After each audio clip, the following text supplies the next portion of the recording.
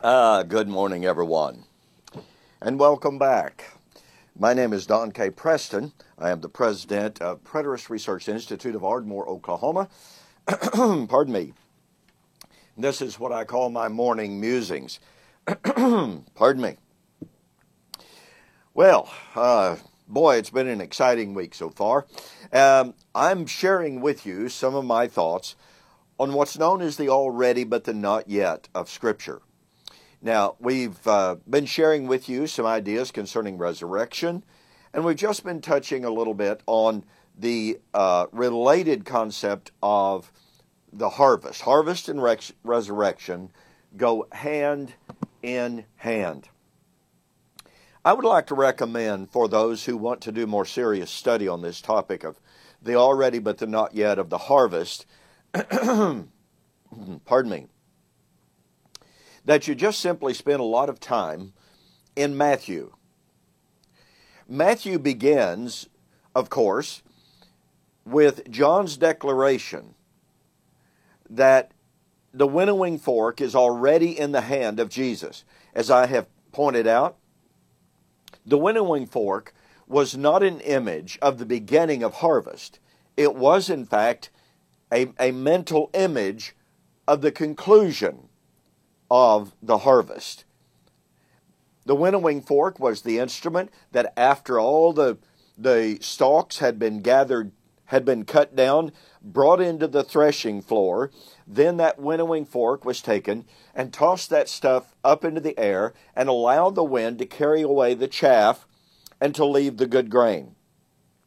It is critical to take note, pardon me, to take note of that and to honor that in Matthew chapter 3. John wasn't saying, explicitly at least, that the harvest was about to begin, although that's necessarily true.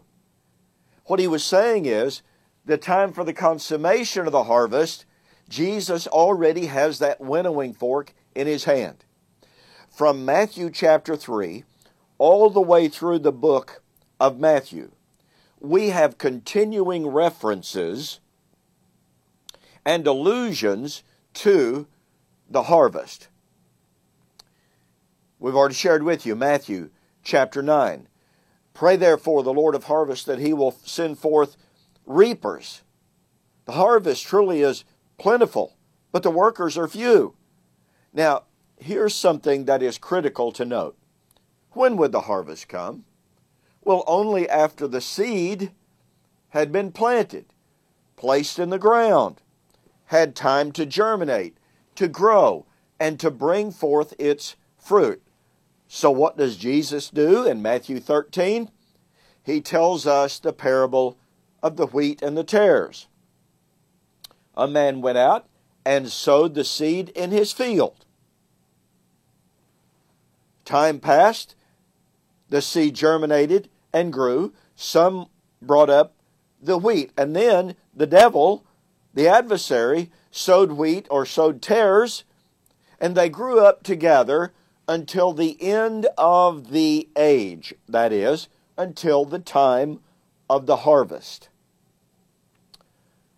And the disciples, or Jesus, explained that the workers asked, shall we gather out the tares? And Jesus said, no, let them both grow together until the time of the harvest. Now what did Jesus say? Harvest is at the end of this age. As many of the ancient and very best manuscripts say, the end of this age. Now the harvest would only come after the time of the planting of the seed. But what does Matthew depict for us? Well, we have the disciples going out on two different occasions to the children of Israel to say the kingdom of heaven is drawn near. Matthew 10, and of course Luke chapter 10 records the parallel story. We have the sending out of the 70. We have the sending out of the 120. What were they doing? They were going out to plant the seed. What do we find at the end of Matthew? Go ye therefore and teach all nations. The planting of the seed. What did Jesus say? I am with you until the end of the age. What would be the end of the age? The time of the harvest. Now I want you to catch this very quickly. Jesus appeared at the end of the age to put away sin by the sacrifice of himself. Jesus' resurrection, he was the first fruit of the first fruit. The harvest is at the end of the age. Jesus appeared at the end of the age to put away sin by the sacrifice of himself. And his resurrection was the first of the first fruit resurrection. Now, folks, you just got to catch this. Let me ask you a question. At the end of what age was Jesus' first fruit of the first fruit? Resurrection. It wasn't at the end of the Christian age. Okay, if Jesus' resurrection was the first fruit of the first fruit, and it was at the end of the Old Covenant age, then when would the not yet of the resurrection be consummated? Well, at the end of the age.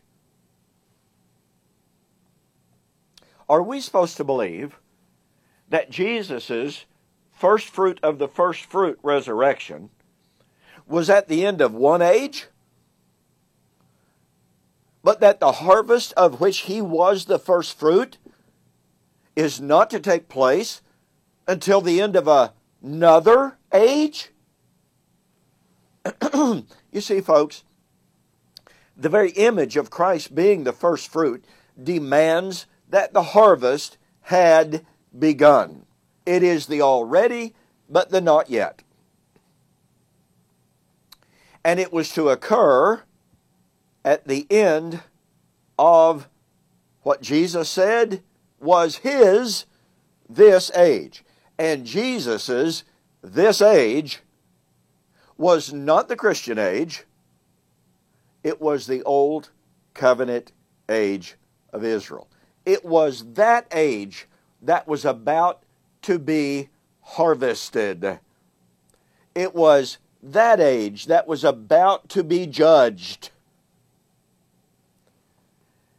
And the wheat of that old covenant age, those who had served as instruments of righteousness, i.e. the elect, were to be gathered into the kingdom.